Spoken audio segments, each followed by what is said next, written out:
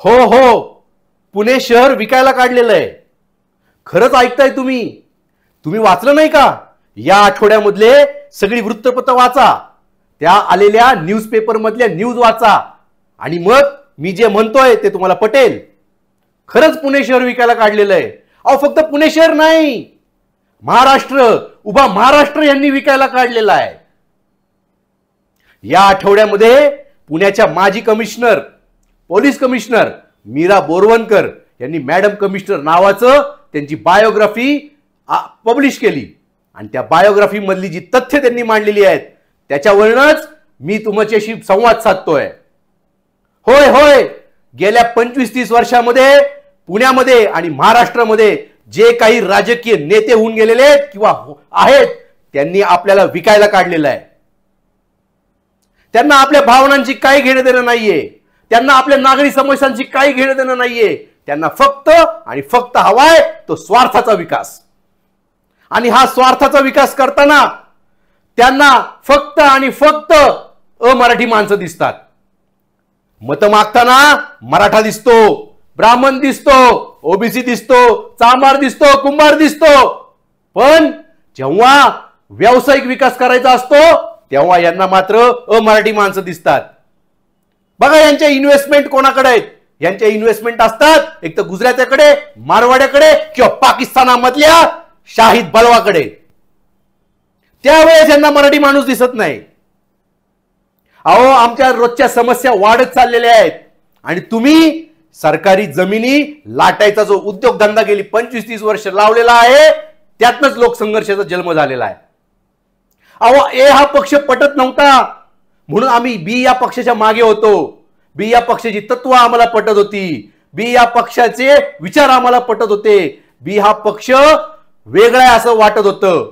पण गेली 1.5 वर्षामध्ये जे महाराष्ट्रात जे अघटित घडलेलं आहे ते अघटित नाहीये, ते घडवून घडलेलं आहे, ठरवून घडलेलं आहे. आणि मग आता तुम्ही मला सांगा, जर का ए या पक्षांनी म्हणजे ज्याला आपण कुंपण म्हणत होतो त्यांनीच जर का शेत खायला सुरुवात केली होती म्हणून आपण बी कडे गेलो. आता बी आणि एक दोघंही एकत्र आहेत. मग अशा वेळेस कोणाला नावं ठेवायची, कोणाबरोबर जायचं आपण?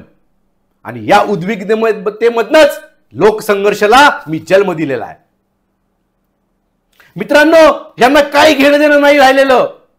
वर्षानुवर्ष असलेल्या सरकारी जमिनीचे लिलाव करायचे, मोठमोठ्या बांधकाम व्यावसायिकांना विकून टाकायचं आणि शहराचं विद्रुपीकरण करायचं. हाच गेली उद्योगधंदा यांनी 25 वर्ष लावलेला आहे. गेल्या 15-20 दिवसापूर्वी महाराष्ट्र सरकारने जो जी.आर. आणला ना की महाराष्ट्रातल्या जिल्हा परिषदांच्या शाळांचं खाजगीकरण करायचं, ह्याच्यामध्ये त्या शाळांचं कुठलं भलं नको यांना, त्या विद्यार्थ्यांबद्दल काही घेणं देणं नाही यांना.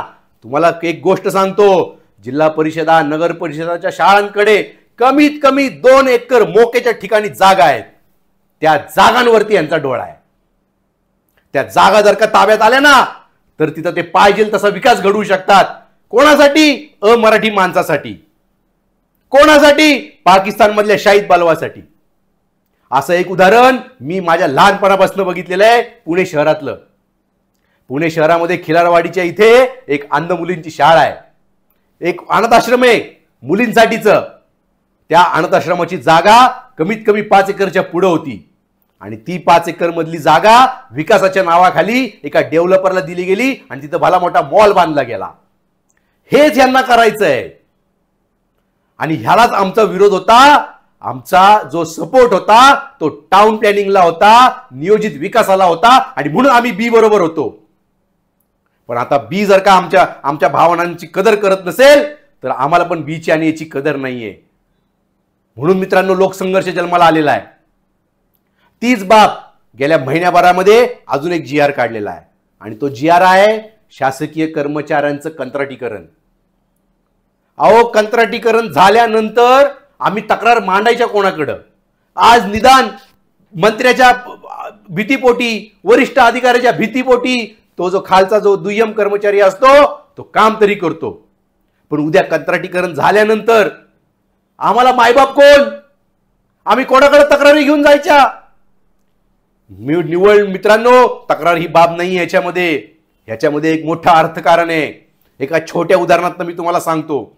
हा जो सब रजिस्ट्रार असतो ना, जिथे आम्ही कामं करतो, किंवा हा जो कोर्टातला क्लर्क असतो, आज यांचं दिवसाला उत्पन्न कमीत कमी 20,000 ते जास्तीत जास्त 1-2 लाख रुपयापर्यंत आहे.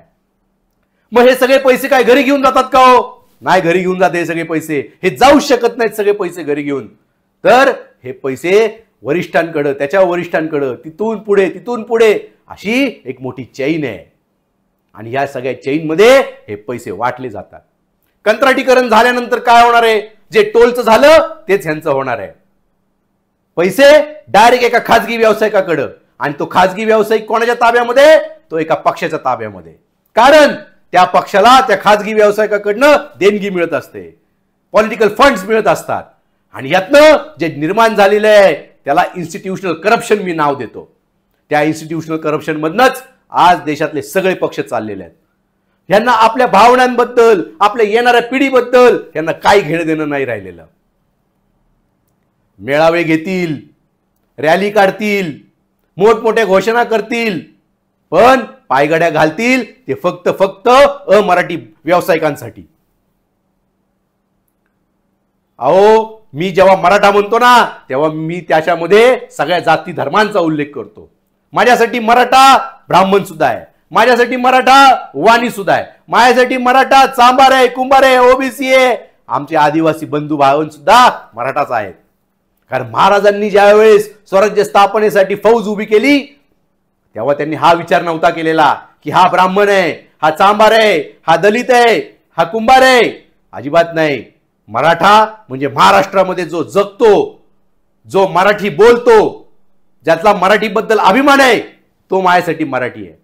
पण मित्रांनो, यांनी जो उद्योगधंदा गेली 25-30 वर्ष लावलेला आहे, आणि त्याला जे कुरवाळण्याचं काम बी या पक्षाने केलेलं आहे, ते अजिबात लोकसंघर्षाला मान्य नाहीये. आम्ही अजिबात हे सहन करणार नाहीये. या महाराष्ट्राचे लचके इथून पुढे आम्ही तुम्हाला तोडू देणार नाहीये. वेळोवेळी लोकसंघर्ष आवाज उठवेल. भले लोकसंघर्षाचा आवाज हा छोटा असेल, पण आम्ही जास्तीत जास्त लोकांच्या मनापर्यंत पोहोचण्याचं काम नक्की करणार आहे. म्हणून मित्रांनो, मी दरवेळेस तुम्हाला एक आर्त हाक घालत असतो की माझ्या सोबत या. एक नवनिर्मित महाराष्ट्र आपण घडवूयात. आपल्या येणाऱ्या पिढीसाठी, आपल्या पोळाबाळांसाठी एक चांगलं आयुष्य देणारा महाराष्ट्र आपण घडवूयात. अहो, भारतीय राज्यघटनेचं कलम 21 सांगतं प्रत्येकाला चांगलं जीवन जगण्याचा अधिकार आहे. पण खरंच का हो, आपण चांगलं जीवन जगतोय का? का ह्यांनी आपल्याला भाग पाडलेलं आहे की वाईट जीवन आपण कसं जगू शकतो?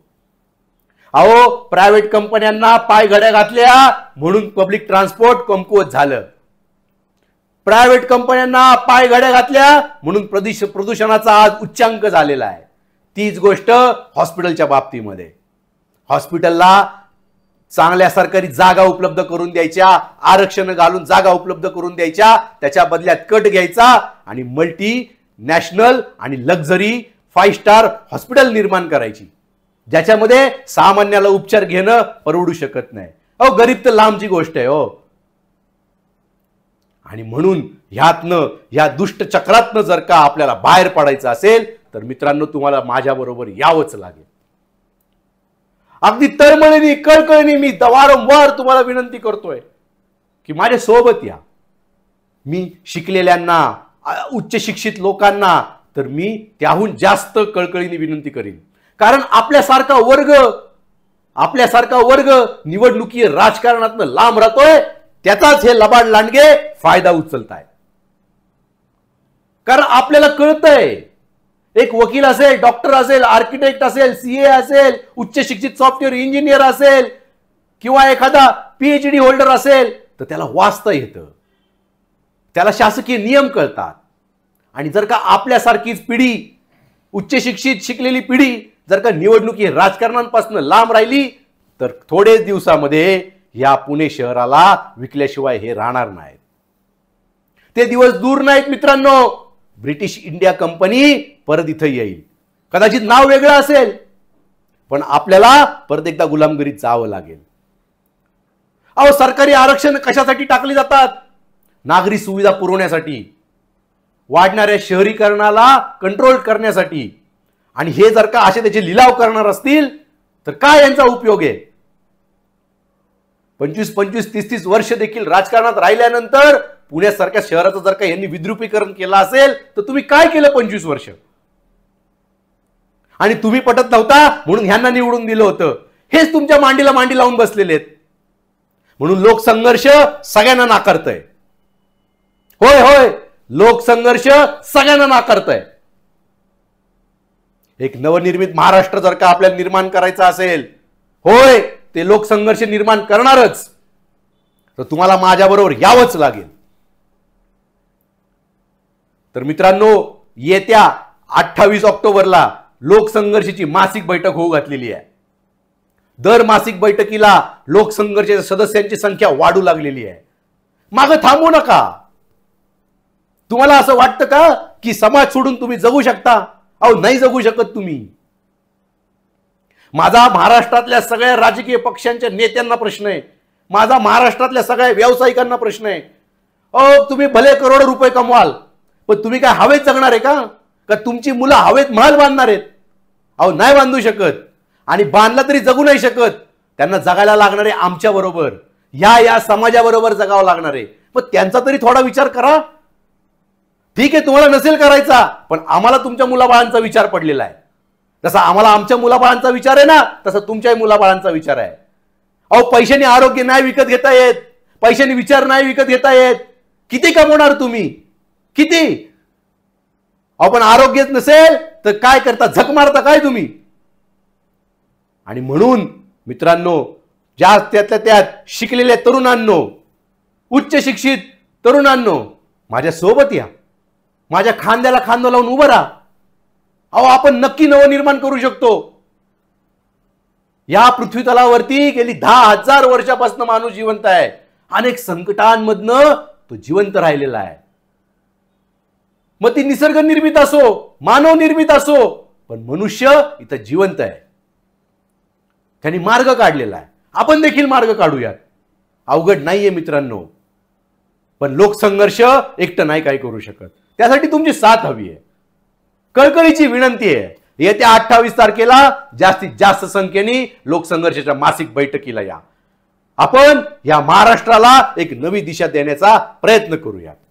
जय हिंद, जय महाराष्ट्र.